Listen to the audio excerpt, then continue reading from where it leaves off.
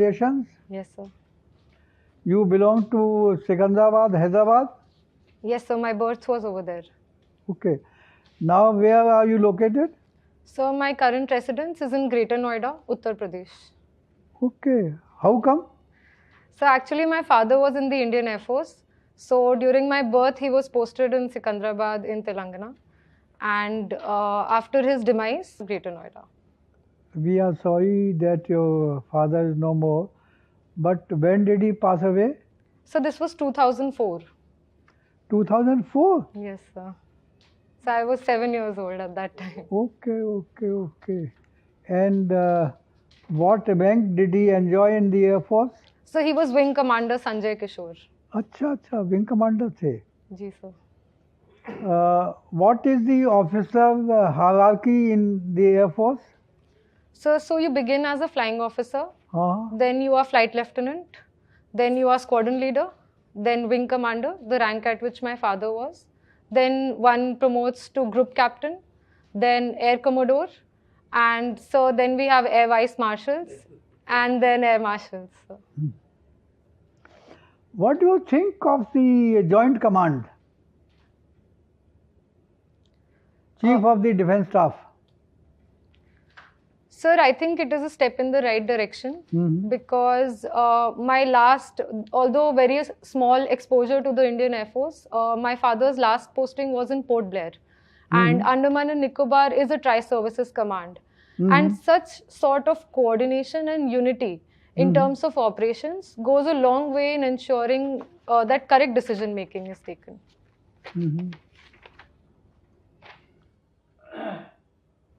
You did your high school from the Air Force Bal Bharati School. ये जो Khan market के पास है? Yes, sir. अच्छा.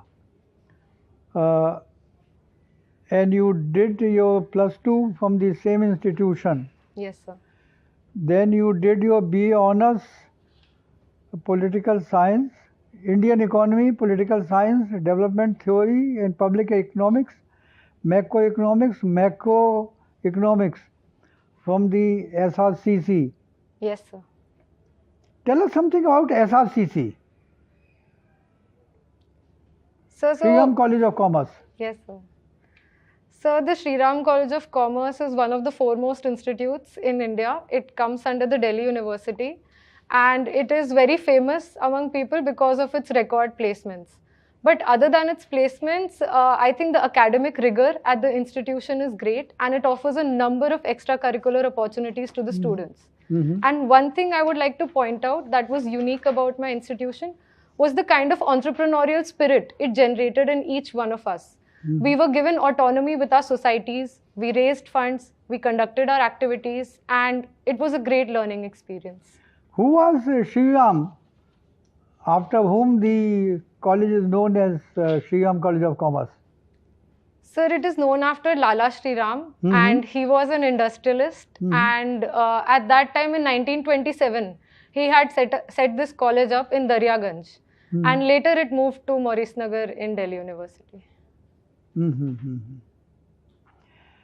What sort of India do you envision in 2047?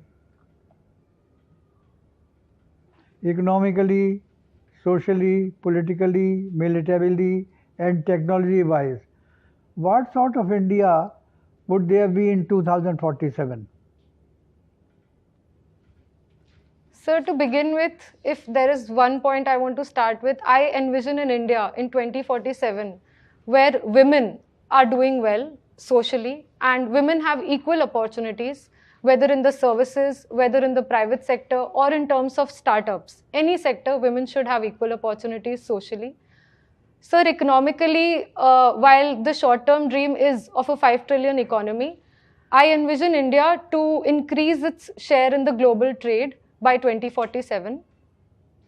So politically, India's civilizational culture can be taken a long way and it can spread the message of not just peace, but also a sense of fraternity and brotherhood, which is also the theme of G20, which is Vasudev Kutumbakam, that the whole world is one family.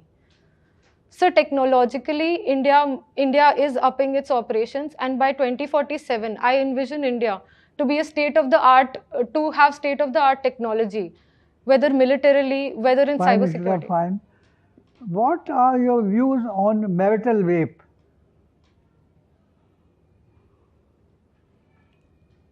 Sir, I feel rape is rape, and whether within marriage or outside, it is non-consensual, and it must be condemned.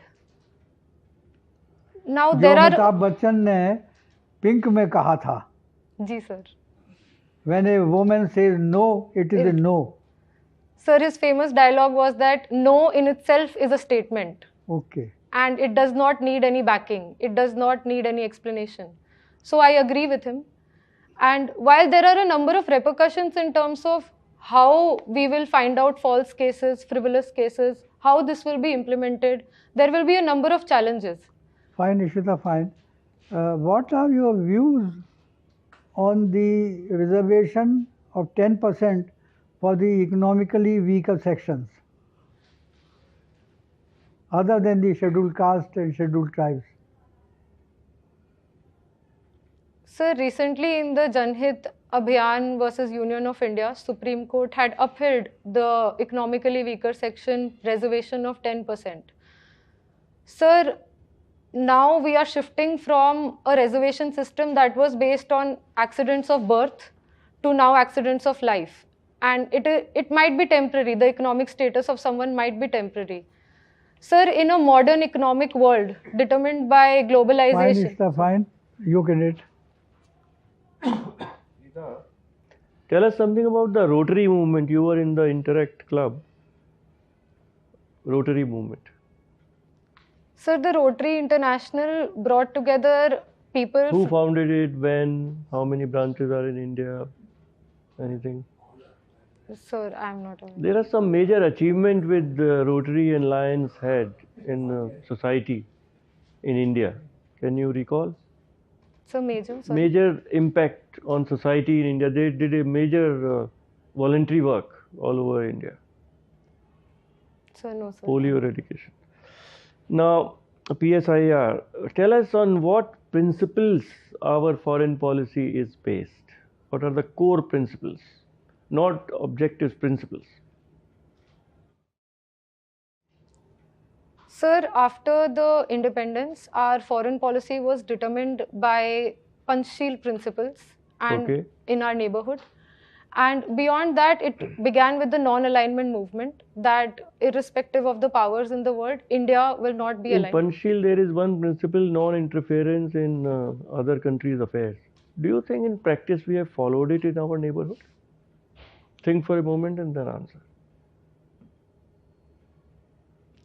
Sir, there has been a lot of contentions on this topic, whether India has been interfering in its neighbors. Elaborate, give instances. So, for example, in Nepal, the development of the constitution in Nepal, the 2013 blockade in Bhutan, the 2015 blockade in Nepal, in Sri Lanka. So, there have been debates on this, whether India Sri is Lanka, the IPKF gives your assessment. Did Sri Lanka made a fool of our leadership at that time, in retrospect? Sir, I would not say fool per se, but it was an incident of strategic miscalculations at that time. And I don't think India is interfering per se, but given that India's size in the neighborhood, it has to take responsibility. But why should India bother? Let them do whatever they want with their Tamils. Why is India bothered? Sir, because regional security is paramount to India and its neighborhood. Sorry, sir. No, regional security came later. But what is the other core interest of India? There was an impact on India itself. What was that? Sir, in the Sri Lanka case? In Sri Lanka. Why are we so concerned about Sri Lankan Tamils? Sir, because it has a domestic psychological impact in Tamil Nadu, and people there are psychologically linked with the Tamils in Sri Lanka and want welfare and justice for them.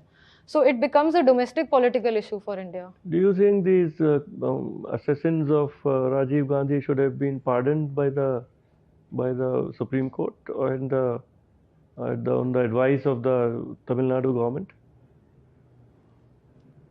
Sir, I think that in any modern democracy, the idea of prisons is reform. And even as Gandhiji had held that modern prisons will be the schools for reforming the minds of the people. So it is. But there is capital punishment in India. It is because of it is in our constitution, in our law, and everything.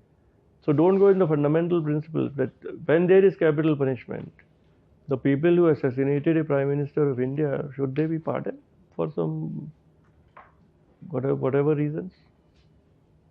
Sir, By even the in same logic, the rape